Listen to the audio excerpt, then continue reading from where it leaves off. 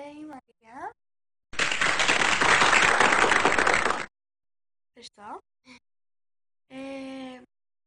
Αυτό το βίντεο είναι μια μικρή ανακοίνωση, δηλαδή ένα μικρό βιντεάκι, θα ήξερα ένα-δύο λεπτά, γιατί ήθελα να πω ότι έχω κάνει πάρα πολλά βίντεο, αλλά δεν έχω χρόνο να τα ανεβάσω. Τα πρώτα βίντεο είναι μία-δύο μέρες μετά το Πάσχα και είναι πάρα πολύ ωραία βίντεο, αλλά δεν έχω χρόνο να το ανεβάσω. Μόλις την φορά.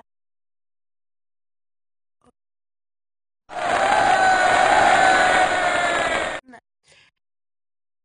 Και το δεύτερο πράγμα που θα σας πω είναι ότι στις 11 ή 12 Ιουνίου θα έρθει ένας διάσημος τραγουδιστής στη Θεσσαλονίκη, στο λιμάνι.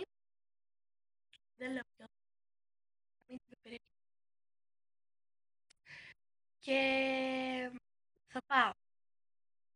Και θα πάει αυτός ο διάσημος τραγουδιστής εκεί πέρα θα κάνει live με την εκπομπή Αποκαλυπτικά με τον Μένιο στο Ε. Να με δείτε, θα είμαι εκεί πέρα, live. Αυτά εδώ να πω βίντεο. Δεν ήθελα κάτι να πω έτσι.